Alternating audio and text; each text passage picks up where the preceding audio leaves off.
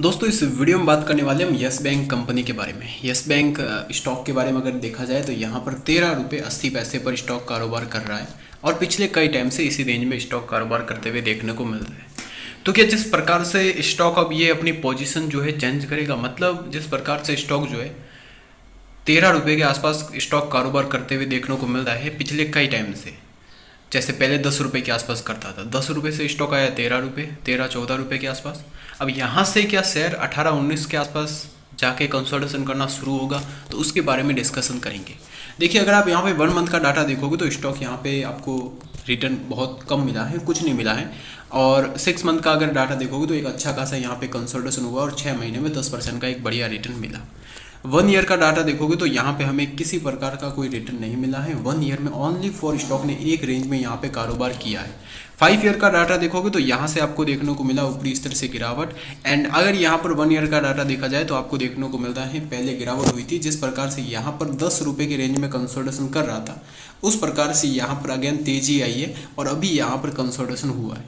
तो जिस प्रकार से दोस्तों यहाँ पर ये तेजी आई थी फिर कंसोलिडेशन हुआ है, तो क्या आगे भी इस प्रकार से तेजी आके आगे इस रेंज में कंसोलिडेशन करेगा, तो उसके बारे में जानना बहुत ही ज़्यादा ज़रूरी है। और यस बैंक में दोस्तों अभी के टाइम दिन वापस आते हुए देखने को मिल रहे हैं, यस बैंक के अच्छे दिन, क्योंकि अगर आप देखोगे तो लगातार कंपनी प्रॉफिट पे प्रॉफिट किए जा रही है। शॉर्ट टर्म में चाहे कंपनी का फंडामेंटल काम ना करे, लॉन्ग टर्म में स्टॉक का जो प्राइस है कंपनी के फंडामेंटल के पीछे पीछे ही भागेगा, चाहे कंपनी का फंडामेंटल बुरा हो चाहे कंपनी का फंडामेंटल अच्छा हो। जब जोमेटो कंपनी आई थी तो शॉर्ट टर्म में कंपनी का जो फंडामेंटल, उस टाइम भी कंपनी लॉस ही कर रही थी। तो जोमेटो जब कंपनी आई थी तो शॉर्ट टर्म में तो शेयर भाग रहा था, 75 रुपये का शेयर इश्यू साइज था और यहाँ पे 170 तक चला गया था। शॉर्ट टर्म में प्रॉफिट हुआ, लेकिन अगर लॉन्ग टर्म अभी के टाइम अगर आप देखोगे तो जो कंपनी का फंडामेंटल है, लॉस मेकिंग कंपनी है, तो उस प्रकार से उस प्राइस पर, रियल प्राइस पर वो शेयर आ चुका है। तो लॉन्ग टर्म में क्या है, इसकी रियल प्राइस जो है, इसकी रियल वैल्यू क्या है, यस बैंक की रियल वैल्यू क्या है। यस बैंक देखिए, अगर देखा जाए तो एक पूरी तरीके से डूबी हुई कंपनी थी और कंपनी के वगैरह यहाँ पे अभी के टाइम एनपीए जो है वो दोस्तों कंपनी का कम आपको होते हुए देखने को मिलता है। दूसरी बात, अगर फाइनेंशियल आप देखोगे तो कंपनी लगातार प्रॉफिट पे प्रॉफिट जो है वो जनरेट किए जा रही है। अगर थोड़ा सा डेटा भी मैं आपको बताऊँ, एंड कंपनी यहाँ पर अगर आप देखोगे तो गुड न्यूज़ क्या है कि कंपनी लगातार दोस्तों यहाँ पे फंड रेज करने की भी कोशिश कर रही है और 1 मिलियन का दोस्तों यहाँ पर जो है कि फंड रेज होते हुए भी देखने को मिलता है। ये लगातार अपने बिजनेस को वापस दोस्तों यहाँ पर जो है सही पैमाने पर लाने की कोशिश की जा रही है। अब यस बैंक का थोड़ा दोस्तों अगर डेटा भी बताऊँ तो जो कंपनी अब शॉर्ट टर्म में चाहे किसी प्रकार का मोमेंटम हो, लॉन्ग टर्म में कंपनी फंडामेंटल को, स्टॉक फंडामेंटल के पीछे भागेगा 100%। अभी के टाइम मार्केट जो पॉजिटिव में था वो नेगेटिव में आपको आते हुए देखने को मिला, इस वजह से स्टॉक में भी आपको यहाँ पे गिरावट होते हुए नजर आई। और दूसरी बात दोस्तों, यहाँ पे थोड़ा बहुत कंपनी का डाटा भी देख लेते, और अभी के टाइम यस बैंक पर एसबीआई का भी हाथ है और उसी के साथ साथ यहाँ पे रिजर्व बैंक का भी हाथ है, आरबीआई का भी। मार्केट कैप इसका है 34,600 करोड़ का। 10 रुपये का शेयर 16 रुपये हुआ और 16 रुपये से थोड़ा गिरा। पी रेशियो अगर देखा जाए तो 32 का पी है और बुक वैल्यू जो कंपनी की है 13 रुपये। अगर आप 13 रुपये के लेवल पर कंपनी को खरीदते हो तो इसमें आपको रिस्क एंड रिवॉर्ड रेशियो आपका बिल्कुल दोस्तों, मतलब आपको रिस्क जो रहेगा वो बहुत कम रहने वाला है, क्योंकि इसकी बुक वैल्यू के आसपास ही आपने शेयर को खरीदा है। Return on capital employed, return on equity, दोनों दोस्तों एक पॉजिटिव में आपको देखने को मिल रही है। एंड बात की जाए कंपनी के यहाँ पे प्रॉफिट की, तो रेवेन्यू अगर आप देखोगे तो रेवेन्यू गाइज यहाँ पे जो है कि गिर चुका था यहाँ पर बुरी तरीके से, और यहाँ पर पहले तो बढ़त में था लेकिन उसके बाद गिरा। अब यहाँ से वापस इंक्रीजिंग देखने को मिल रही है, वापस देखिए 3,990 से 4,525 हुआ, फिर 4,652 हुआ, फिर 4,898, फिर 4,948 आपको होते हुए देखने को मिला। एंड अगर मैं बात करूँ प्रॉफिट की, तो प्रॉफिट में दोस्तों आपको देखने को मिलता है कि जैसा कि यहाँ पे आप देख सकते हो प्रॉफिट पूरी तरीके से पहले गिर चुका था जब यहाँ पे ये बाहर आया था इसका जो भी फोल्ड, तो उसकी वजह से 18,560 करोड़ का यहाँ पे लॉस हुआ।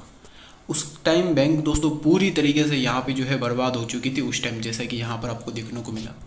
अब उसके बाद जैसा कि यहाँ पे आप देख सकते हो 2629 करोड़ का कंपनी को प्रॉफिट हुआ, 45 करोड़ का। लेकिन अभी कंसल्टेंसी जो प्रॉफिट है वो अभी बढ़ रहा है, क्योंकि पहले प्रॉफिट हुआ तो यहाँ पे लॉस हो गया, लेकिन अभी यहाँ पे लगातार बढ़ रहा है। यहाँ पे 207 करोड़ का, 226 करोड़, 267 करोड़, 367 करोड़।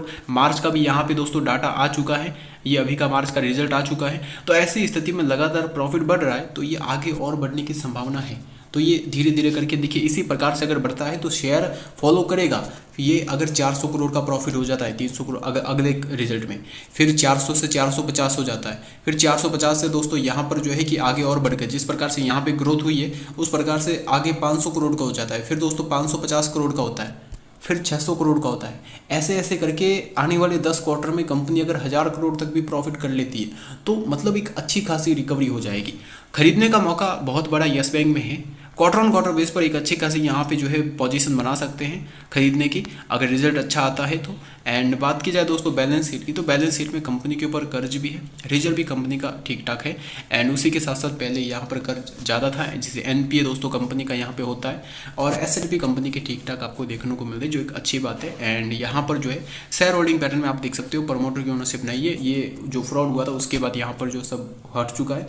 एंड अभी के टाइम पब्लिक की होल्डिंग भी है, डीआई वालों की, एफआई वालों की, एसबीआई बैंक की भी इसमें होल्डिंग है, जो एक अच्छी बात है। और कंपनी अपने आप को सुधारने के लिए लगातार दोस्तों बड़े से बड़े कदम उठा रही है। और ये चीज़ आपको ध्यान रखनी है कि अगर कंपनी इसी तरीके से लगातार प्रॉफिट करेगी तो ये शेयर एक ना एक दिन दोस्तों वापस अपने कदमों पर उठते हुए देखने को मिलेगा, क्योंकि मार्केट देखता है लॉन्ग टर्म में फंडामेंटल। क्योंकि जैसे कि अगर आप देखोगे तो मान लीजिए कोई बिजनेस है, अब बिजनेस मान लीजिए कोई शॉप है, अब शॉप पे उधार वगैरह ज़्यादा हो गया और शॉप यहाँ पर जो है कि बहुत बुरी तरीके से चल रही है, घाटा भी लग रहा है, बुरी तरीके से उसमें एक बड़ा फ्रॉड हुआ है। अब वापस उस शॉप में प्रॉफिट होना शुरू होता है तो वो प्रॉफिट तो दोस्तों यहाँ पे जो शॉप के भागीदार है उनको मिलेगा। तो उस प्रकार से बैंक यहाँ पे जो है कि वापस रिकवरी कर रही है, तो इस बैंक के जो भागीदार है शेयर होल्डर है उनको प्रॉफिट होगा। और शेयर होल्डर को कैसे प्रॉफिट होगा कि जैसे कि यहाँ पे शेयर बढ़ेगा। अब यहाँ पे तेजी आई है, कंसोलिडेशन हो चुका है, तो कहीं ना कहीं दोस्तों एक बड़ा मूवमेंट यहाँ से आएगा। क्योंकि जिस प्रकार से अगर आप देखोगे तो ये सपोर्ट जोन था, सपोर्ट लेके ऊपर गया तो यहाँ से एक बड़ी तेजी आएगी। ये जो लेवल आपको देखने को मिलता है, कौन सा लेवल अगर दोस्तों मैं आपको बताऊँ 14.70 का लेवल, ये टूटा तो एक बड़ी तेजी के साथ स्टॉक जो है 17-18 तक आपको जाते हुए देखने को मिल जाएगा। खरीदारी की है तो होल्ड कीजिए, और जो लोग खरीदना चाहते हैं 14 रुपये 70 पैसे का लेवल टूटने के बाद आप खरीदारी कर सकते हैं। एक बड़े लेवल का स्टॉक में ब्रेकआउट होगा, उसके बाद यहाँ पर तेजी कितनी आएगी, ये शेयर 20 तक भी जा सकता है। 20 के जाने के बाद वहाँ पे कंसोलिडेशन होना शुरू हो जाएगा, जिस प्रकार से यहाँ पे हुआ है। धीरे धीरे करके शेयर ऊपर जाएगा, अगर आप होल्ड करते हो तो एक अच्छा खासा प्रॉफिट बैंक में मिलेगा। तो दोस्तों अगर आपको ये वीडियो पसंद आए तो वीडियो को लाइक करके बेल आइकन को जरूर प्रेस करें, ताकि हमारा कोई भी लेटेस्ट वीडियो आपसे मिस ना हो। Thanks for watching my video.